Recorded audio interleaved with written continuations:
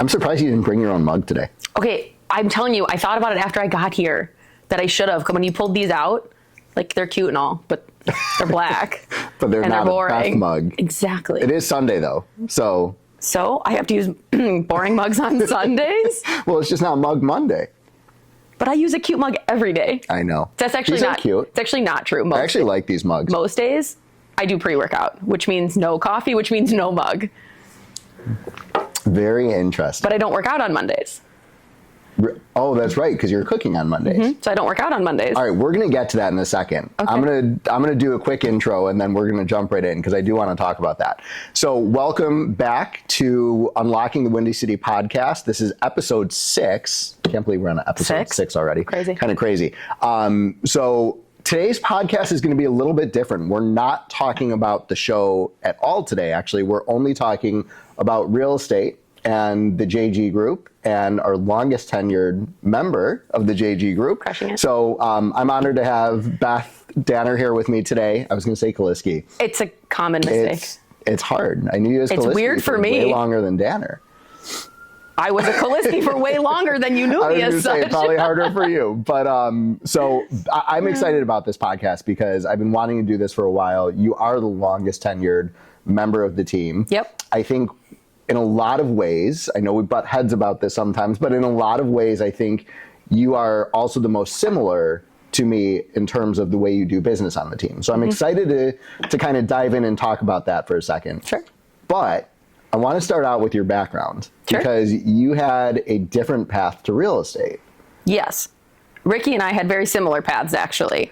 Similar, but also very different. Well, I think everybody who has a culinary background, it's different because nobody's like culinary path is the same, right? So, but in the sense of we had similar backgrounds, we both came from the culinary world, which is why Ricky and I, hit it off the second you said, hey, talk to Ricky about joining our team as the most tenured member on the team. And I called you back and I said, were we supposed to talk about real estate? I actually forgot about that, but I do. We talked for 45 minutes about nothing but food. Yeah.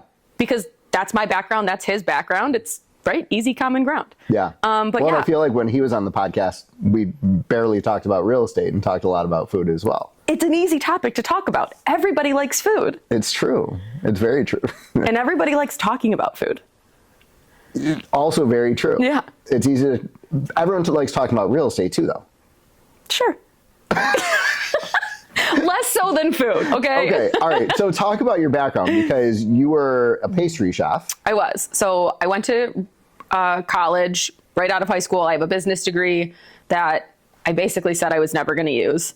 But my mom was like, go get a degree. You're 17. I'm the youngest in my grade. She was like, what if you change your mind? And I was like, well, I've been cooking and baking for my friends at school for the last however many years. I don't think I'm changing my mind, but like, so you knew at an early age. Oh, yeah. I was bringing baked goods to school at like 15. Okay. Because my mom didn't want them in our house. She's like, you just made 5 cakes. And I was like, and she's like, take them to school. Like, so like all my friends' birthdays, holidays, like I was always bringing stuff to school. So did you grow up baking with your mom? Or? With my mom? No. Okay. With my grandma? Yes. Okay. My mom knows how to bake but doesn't enjoy it. Like it's not something she does for fun. My grandma My grandma was the like scratch made everything. Every holiday, every birthday, every food, baked goods. Like that was her. She was the like everyone come over house. Got it. Like my mom used to joke as a kid that she would come home from school and her friends were already there because that was just like the house, right? My grandma was also this like 300-pound personality of a person. And so everybody knew her main motto was if you leave hungry, it's your own fault. She was that lady. So that's was like so my that's whole what rubbed off on you. Yes, that was my whole childhood. Okay. Was you make everything that you want from scratch using, the best things you can find. And I just kind of ran with that. I did, and my cousin did. Okay. We both kind of somehow fell into that world of, we use it as like a stress relief, free time, fun activity when we were younger. Obviously, then I turned it into a profession. I went to culinary school after college. And my first job out of culinary school was at the Ritz. Wow. And you were there for how long? Almost 8 years. Wow. Mm-hmm. It's a long time in the culinary industry. It's a long time in a hotel. Okay. Many people don't work in hotels that long because they really run you ragged, right? I mean, there are a lot of rules because it's a union hotel, but there are also just really long hours. They're never closed, right? Hotels don't close for holidays. They don't close at night. We have 24-hour room service, so we had 24-hour coverage. There was days I was working 11 p.m. to 7 a.m. Wow. Like, that's not a sustainable life. Yeah. If you want other things in life. But that also explains, being at the Ritz explains a lot about your service mentality. Yes, I Because mean, the they Ritz is have, known for service. correct. They have a very high standard of service. They do some really cool things when it comes to service, as far as like giving employees the ability and the desire to help clients like above and beyond, right? They So, like, want give you an to take example of that. advantage of that. I mean, if you tell them you're coming for something, or at check-in you mention, like, we were really close to Northwestern, the hospital, and so like, or Lori Children's. And so we would have people check in, or they're like, oh, my kid's at the hospital, or my dad's having surgery, or whatever. They want you to take it upon yourself to do something special for them. Leave something in their room, send them a get well card, you know, give them a spa service. Like, they want you to do that. They push that upon you, like at orientation. So I think that level of extra service is something I've always just like done, because nobody in my job ever told me not to, which I think is really common in a lot of jobs, right? Most jobs are like, do your job, do what you're told, don't do anything else because it's not rewarded. Right. The Ritz mentality was not like that. So talk about the transition from that world, because very different world, Super different. but at the same time very similar. It's a service industry. And You it's are super rewarded rewarding. for providing, exactly. Yeah, because again, same kind of thing, right? One of the interview questions I had when I got my job at the Ritz, the executive chef sat down with me and he said, what if you make something that the client hates? What do you do? And my answer was, you fix it, right? Because you're in a client-based role. Right. Now, I'm not client front, right? I'm not client facing in the kitchen. Nobody really sees me. But if you order something that we make that you're unhappy with, you fix it. It's not, right? It's not something that you take personally. It's not an ego thing. You just fix it.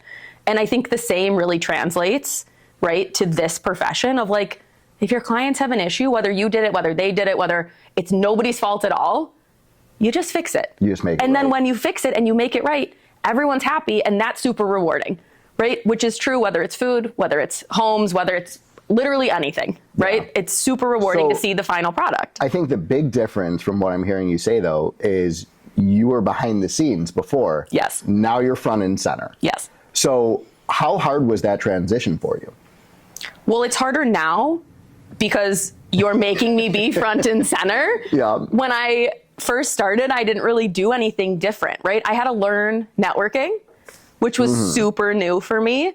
But as you know, both of my parents have run their own businesses for Right. And they're 25, both 35 super years. networkers. Like, That's how you came to that's how I met join you. the team. Right. Yeah. I mean, that's how I met you initially, is you knew my parents through networking. So obviously I used my mom as a resource to, you know, get some networking going. But I didn't know how to do any of that. I mean, that was all super new because I was never client facing. Yeah. Now, that being said, you and I both know I could talk to a wall. So it's not like being around clients and interacting with people is something that ever bothered me. Yeah. Or scared me, or right. Like, So what was the biggest challenge for you then, transitioning from the kitchen to real estate? Obviously, there's way less structure. there's way less structure, and that was really hard for me. I was a routine. I had reached the point, so because the Ritz is union based, everything is seniority based. Okay. So I had been there second longest in my department, aside from the person who worked exclusively 11 p.m. to 7 a.m. He worked only overnights. That was his shift. Trust me, nobody wanted it. So like, but I had worked up to the point where I was working Tuesday through Saturday, 7 to 3. Every week, no matter what, that was when I worked. Occasionally I worked 5 to 1, but it was still mornings. It was still Tuesday through Saturday. I never worked Sunday, Monday. I had a very routine life. I went to work, I went to the gym, I had dinner, I watched a little TV, I went to bed, and I started over every day. And when I stopped doing that, I was like, what? What, like, Yeah. What do you do? What do you do with your Right. day? And so I definitely had to create some new routines that obviously have kind of changed and adapted the longer I've been doing Yeah. this. It always, I mean, that's the one thing in our industry. It's always going to be changing and adapting. Yes. And it's also just like I moved, right? So like I adapted to my current environment and then I moved and then I have to adapt to a new environment. But yeah, routines and like the business side of it was definitely harder for me than like going on showings and doing interactions with clients, and all of that stuff is not stuff it's foreign to me, but it's not uncomfortable. Yeah. Right. The business side was one of those, like, I know nothing about running a business. Yeah. Well, but I mean, you learn, you adjust, Of course. you adapt. Yes. So I want to go back to before you made the transition. Mm-hmm. What made you decide, all right, I'm going to give real estate a try? So I had a bunch of friends who post college lived outside of Illinois and they were moving back to Illinois. And they had said, hey, I can't go look at apartments for myself. When you're done with work at 3, can you go look at some apartments for me? And I was like, yeah. So you were going looking for them. They weren't even here. No. Nope, they didn't Okay. live here. They didn't live here. They needed somebody to like meet an agent, to go on a showing, to look for apartments for them. And in doing that, right, I started scrolling, to look for apartments for them. Really enjoyed it. Loved sending them stuff, loved going to see the apartments. And I did this for like a few friends. Okay. And I had multiple friends tell me, like, you should get your real estate license. And I was like, I don't have time for that. I didn't, right? I was like, I don't have It time. didn't fit into your routine. Correct. And I didn't want it to. Truly, I didn't want to interrupt my life. It was working. I didn't want to make any changes. It sounded like something I would maybe do eventually, right? I was like, well, you'll find the time one of these days and you'll do it or you won't. I was very content with my job. I made regular money. I had full benefits. I wasn't really looking for a change, but I always enjoyed it. And I honestly just started looking for my friends who didn't live here. And So what was the final push? It was COVID, right? COVID. My job closed. And I took the opportunity for not working to get my real estate license because I had the time. My argument was always, I don't have the time. Right. I literally couldn't then you make were that. forced to I have the could not time. make that excuse. My job closed. I was stuck at home like the rest of the world for however many months, weeks, Yeah. years that was. Well, you were furloughed at first, Very, right? the minute everything shut down, I was furloughed like that day, basically. Okay. And then how long into COVID did it become that your job was deemed like mandatory? I mean, hotels reopened. Yes. So I went back once, like kind of earlier on, because again, I was most essential, not senior. mandatory, yeah. I was most senior. So it was me and the one person above me kind of like rotated shifts a little earlier on in COVID, but we shut down multiple times. Okay. Right? I mean, every time everything surged, they shut everything down or we went down to one person so I was furloughed a couple times. So, COVID was March. I was licensed by October. Yeah. And that's doing the It was full. quick. I remember we met during the summer So of COVID. I You had already started, started the courses. and I had said, I want to be done as quickly as I can. I'm home. I have nothing but time. Why would I only do 2 hours a day? It's a self-paced course at this point, right? Yeah. Because they switched to online. Right.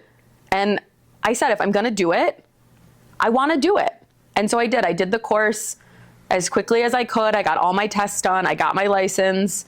And I kind of just jumped into it. But then I went back to my job. Mm-hmm. If you remember, when I do first remember started, that. I was doing both. Yeah. And I will say, I did not have the time. Like, it was Yeah. really hard.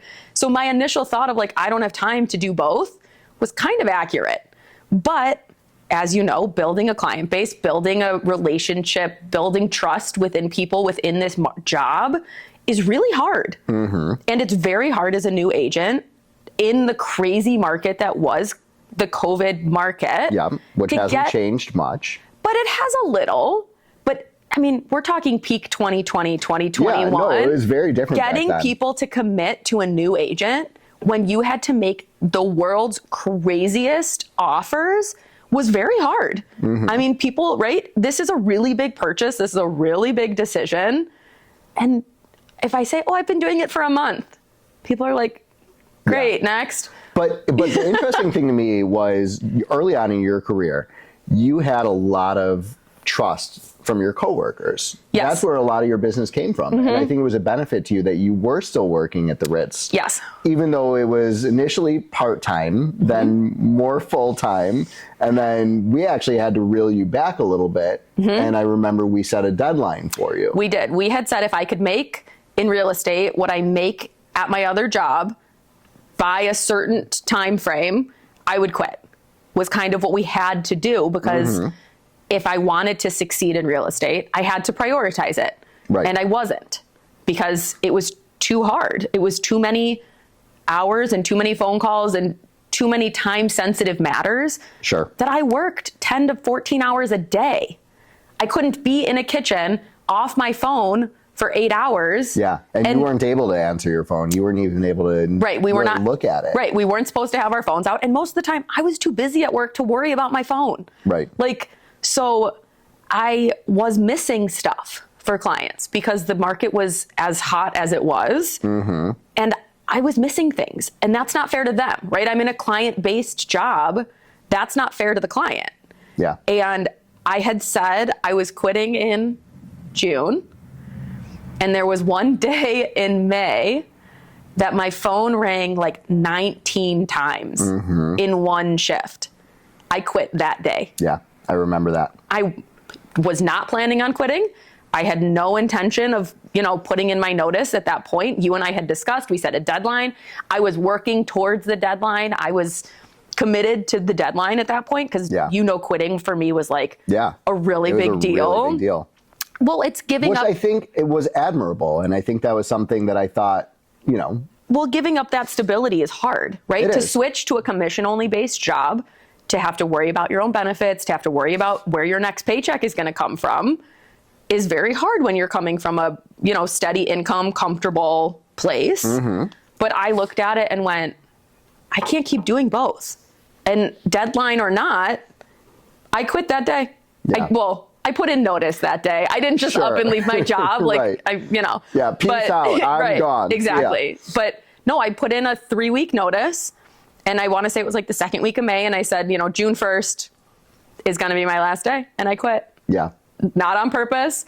It was a surprise to literally everyone, including me, that I put in notice that day. It wasn't a surprise to me, though. That was the interesting thing. But that I did it early.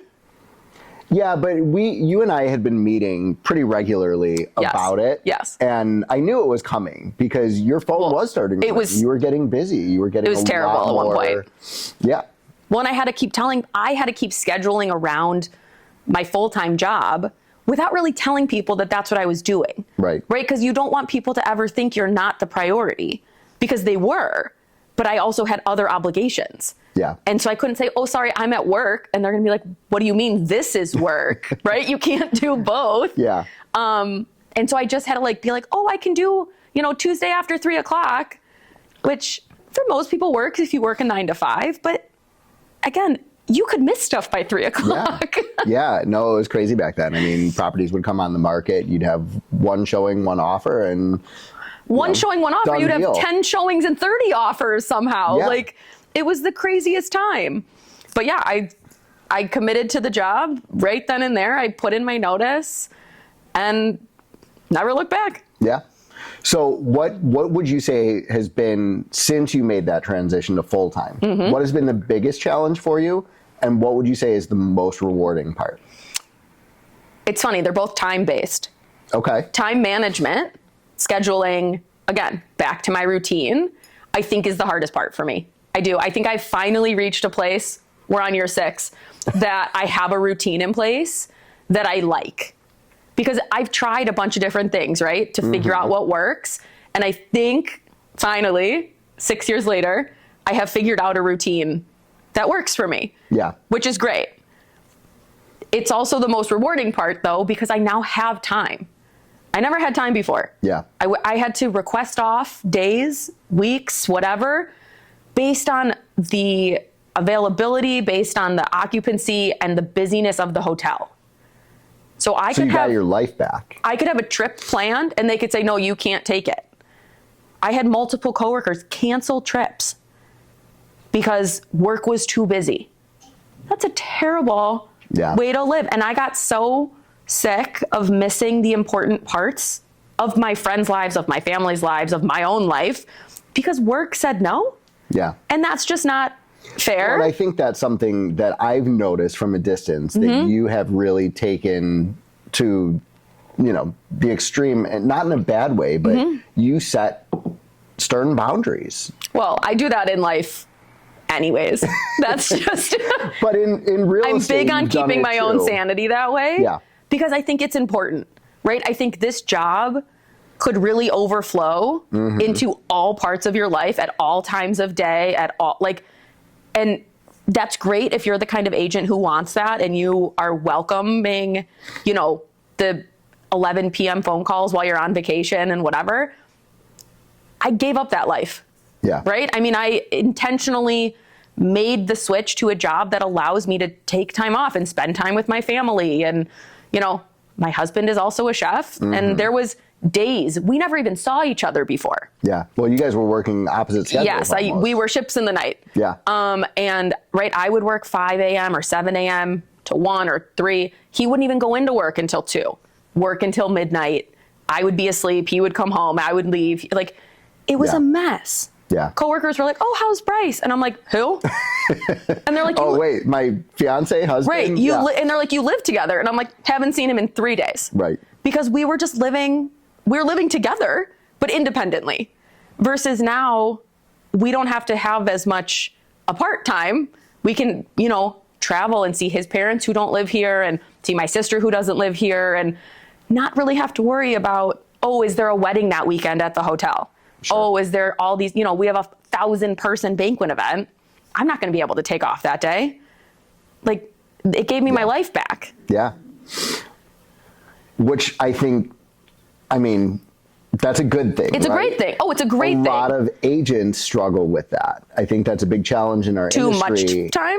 Not having enough time. They don't set boundaries. And I think that's one of the areas where you and I are very similar. We set boundaries. Yes. I am going to be home for dinner with my kids almost every night. Yeah. I'm going to attend every sporting event. I'm going to be there for the dance recitals. Well, that's the benefit of this job that I don't think people realize.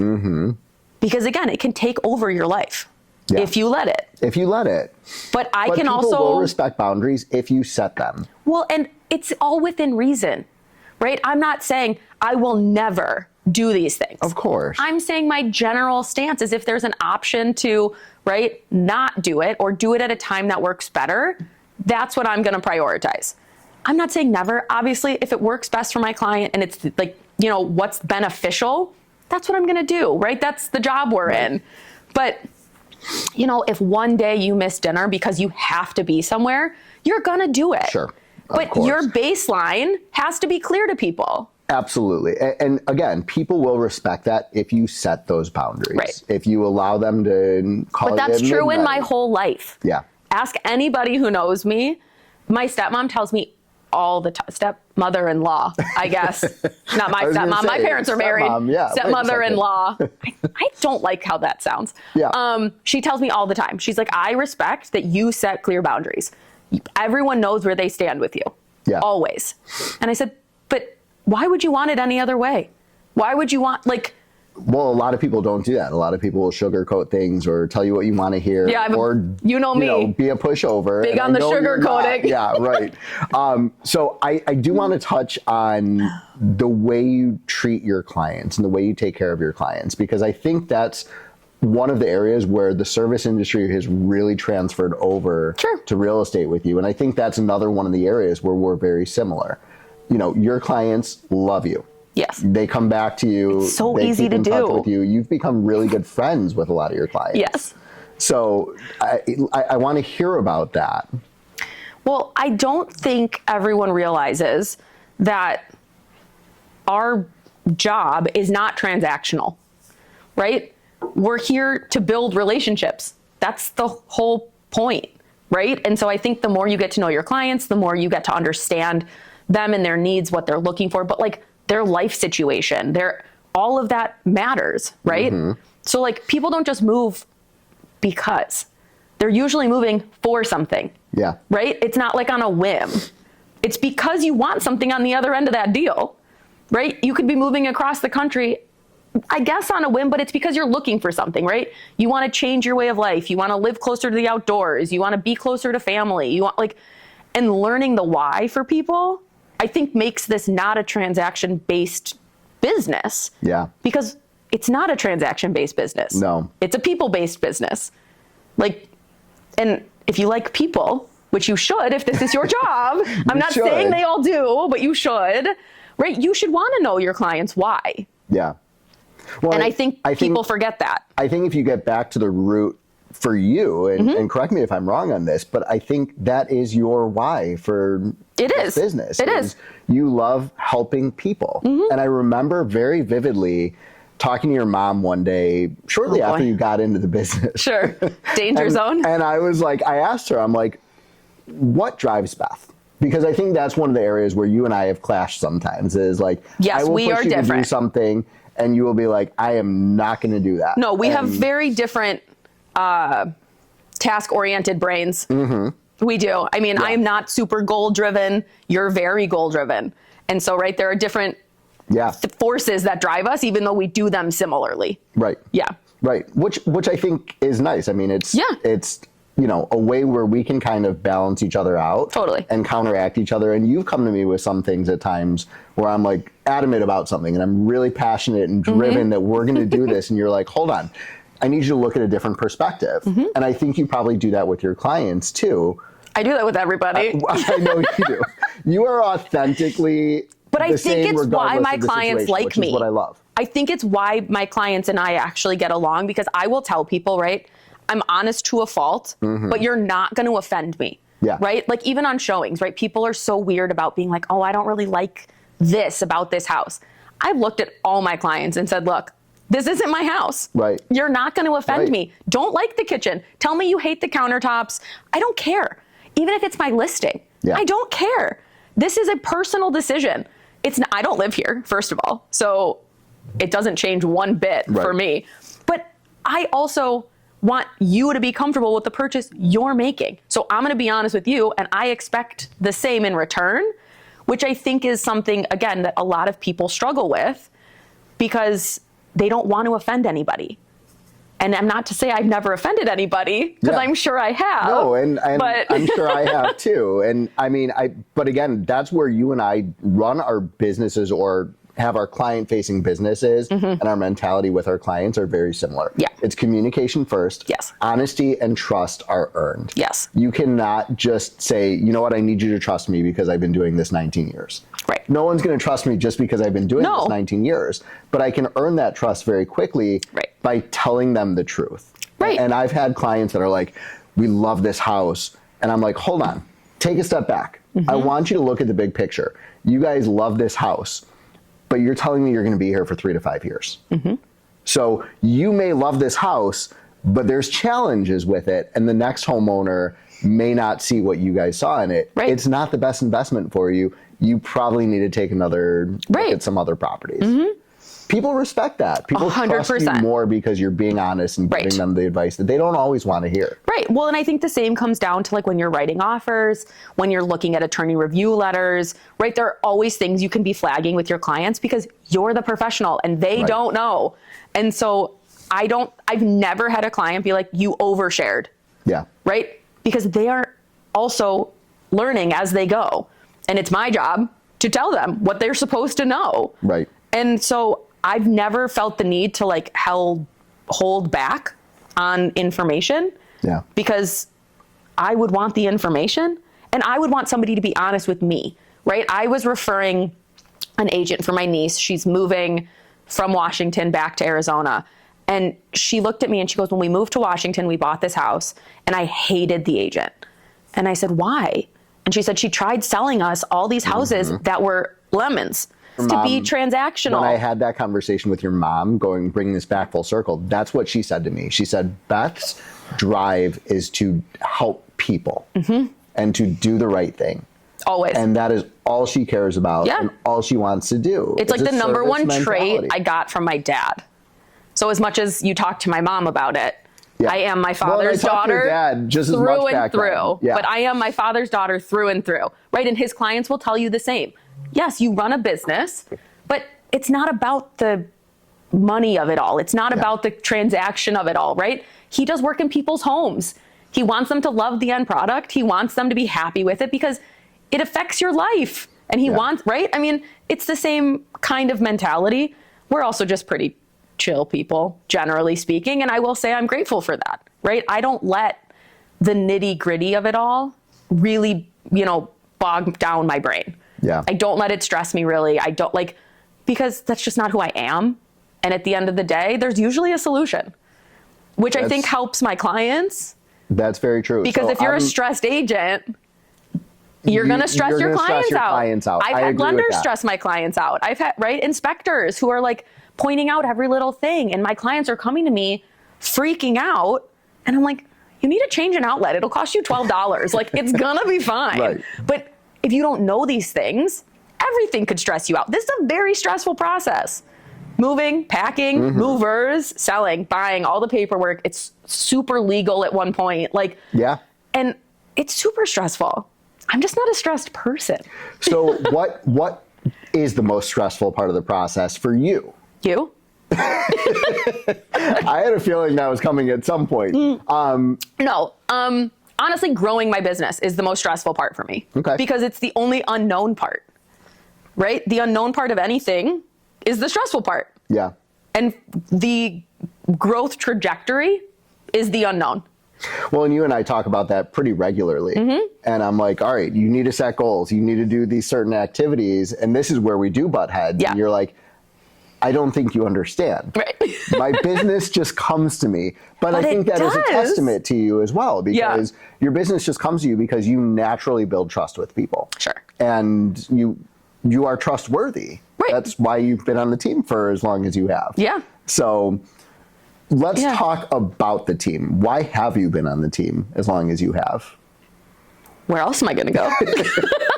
Is there an alternative that I don't know about? Yeah, I mean, there's always alternatives. I mean, I'm sure there have probably been opportunities. There have been times. I get calls from other brokerages all the time. Yeah.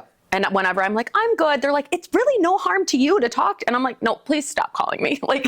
And first of all, a lot of that comes down to I'm not switching brokerages. Sure. Right? We just did that. But I'm very comfortable with the change we just made, right? I'm not looking to switch brokerages again. And most of the calls I get are to get me to switch brokerages. Sure. Team or no team, right? They're like, we want you in our brokerage. And I'm like, no, thanks. I'm very happy where I am. But I don't know. I don't see a benefit in trying to do this by yourself.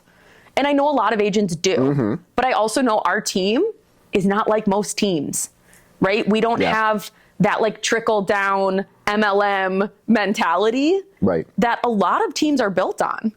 So I want to hear from you, and I've asked everyone else who I've had on the podcast so far from the team, what does make our team different? Because it's always interesting to me hearing it as the team leader. I make our team different. I think everyone on our team makes our team different in one way or another. But I think that's why our team is different, right? We have so many different people, personalities, backgrounds, work ethics, right? I mean, there are definitely more ways to learn when you're doing it in a group, especially of like-minded people. I think that's the difference, right? You could put a group of people together, but if they're all idiots, you're not going to get very far. Right. But if you put a group of professionals in a room together, in any setting, in any profession, you're going to learn something. So my next question to you would be, what makes our team so like-minded? What are the things that we all do really well? I think we're all client first people. I would agree. Right? I do. Shameless plug. Join our team. Yeah. But and that's not to say, right? We all look at the transactions, right? I mean, when Jack was doing rentals, he was doing hundreds of transactions a year. I can't say he's not transactional. But if you ask him, I guarantee you he can tell you about all of those people, right? So that's the difference, is we're all salesy, if you will, but we're not. It's not any of our why. It's not the reason we're in real estate, is to do more transactions. Yeah. That's the interesting thing that you say, salesy, because I know you come from a background, your parents were both in sales, right?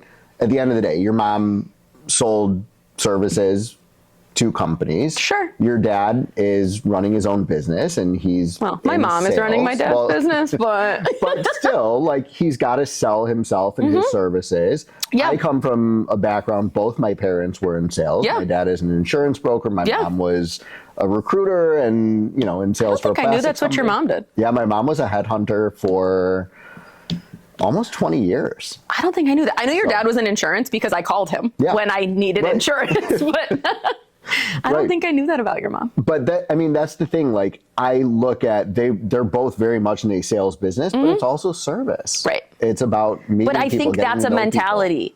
You could make it about service, or you could make it about sales. And you already know the sales part of it, I hate. I hate making it salesy. I don't want to be a used car salesman. I don't want to say, you should use me because I do X, Y, and Z, and I'm better than...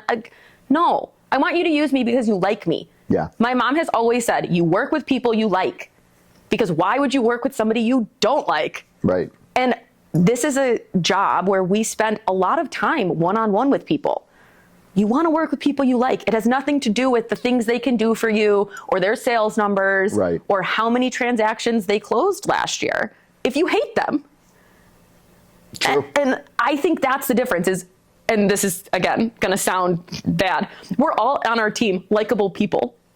And I know that that's not a fair thing to say, because obviously I like our team. Sure. Right? But I think that's part of it, is you want to work with people you like. If somebody is selling the same product for the same price, for the same service, and you like one of them and you don't like the other, why would you ever work with the person you don't like? So I think that's always been true for me. And that's not to say everybody likes me. And that's not to say I like everybody, because we all know that's not true.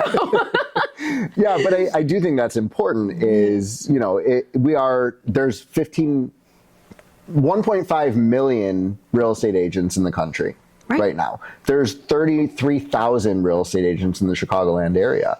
Not everyone is going to get along and like everybody that's out there. I also think the difference is I'm okay with that, right? There are a lot of agents who aren't, who will take on clients that and work with they shouldn't work with. Yeah. And I won't say I've always done that, because you and I have had this conversation. I used to take all clients because I didn't have clients. And I'm grateful that I'm at the place in my business where I can now say, I don't think we're the right fit. Because I struggled through, we all have at some point, some transactions I probably shouldn't have taken. Some clients I probably should have said, you know what, I don't think I'm the right agent for you. It's not even that you're not the right client for me, right? I don't think I'm the right fit for what you're looking for. Right. But that's a level of humility that a lot of people just don't have. I agree, but I think we've all had that kind of realization at some point on our team in our career. We've all taken the client we should have said no to. And it's a really big... Yes, and everyone on the team worked with one of mine that we should have said no to. It's a really good learning experience that I think every agent should go through. The difference, though, is what you do from there, right? There are still plenty of agents who are going to continue to take the clients they should have said no to. Right. I'm not, because I'm okay losing the deal. Right? I'm okay saying... Because it's not about the deal. It's about the person. Right. And that's where we have the same thought process. But I think that's true universally on our team. I agree. And I think that's part of the reason we all agree. Because there's been plenty of times in team meetings or whatever, somebody is talking about a deal that's going sideways, or a client who is just driving them crazy. And we all look at them and say, fire the client. Drop the right? Change the deal. Do something different. Because this isn't working for you. Right. And it's probably not working for them. Right. But it's not about, oh, you're going to lose out on the commission for that deal. And this, it's not about the money. It's not about the sale. It's not it's about the people. Yeah. And I think on our team, we all agree on that.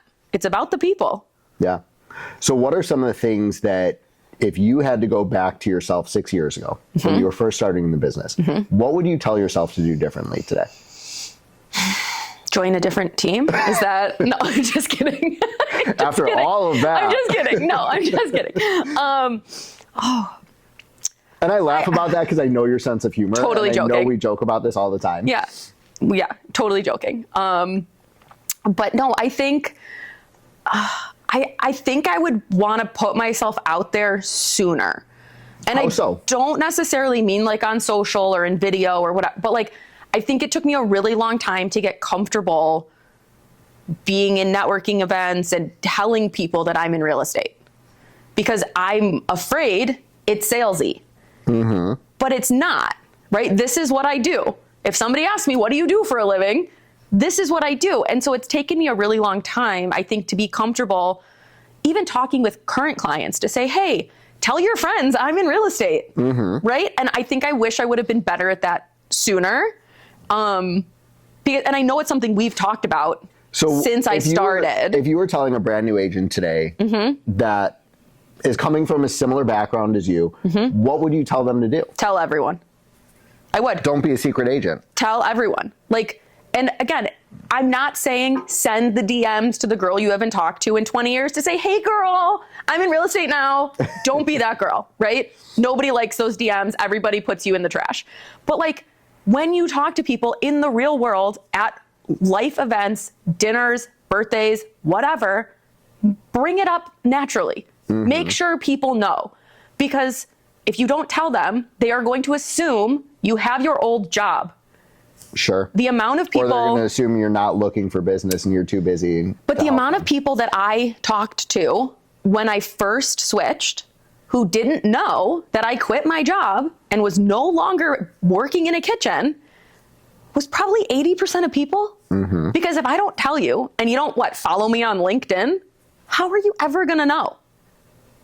And so it may feel salesy, but you are in a new job and people ask because they care, right? So bring it up.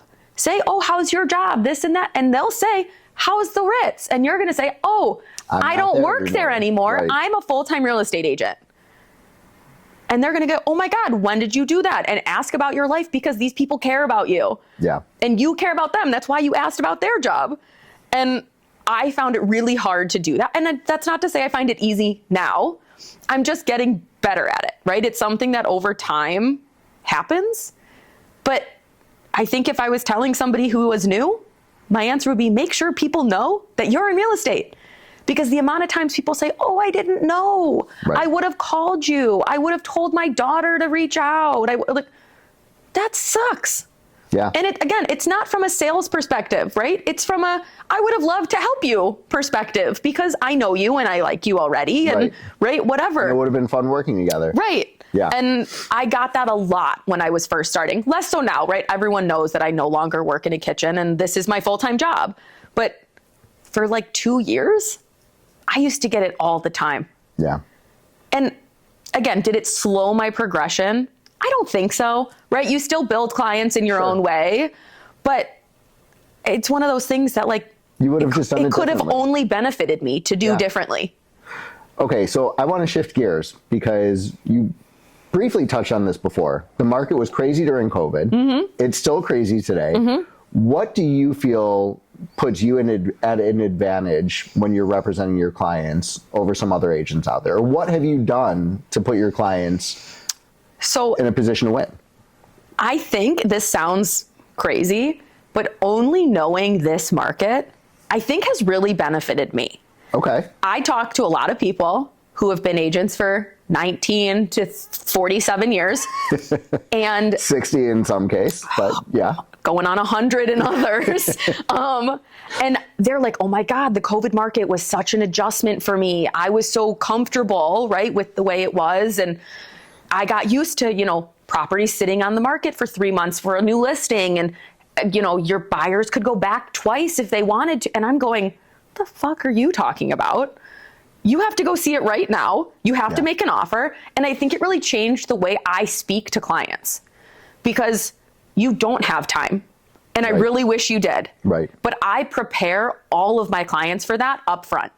When we have our initial meeting, especially with buyers, I say, look, it's going to be a really stressful, really fast process. If you like something, we have to see it. If we don't see it, you're going to miss it. If you're okay missing it, then great.